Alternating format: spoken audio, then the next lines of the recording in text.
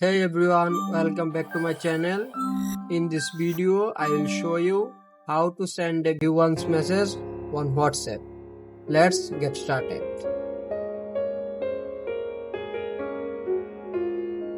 First open WhatsApp and go to the chat where you want to send message.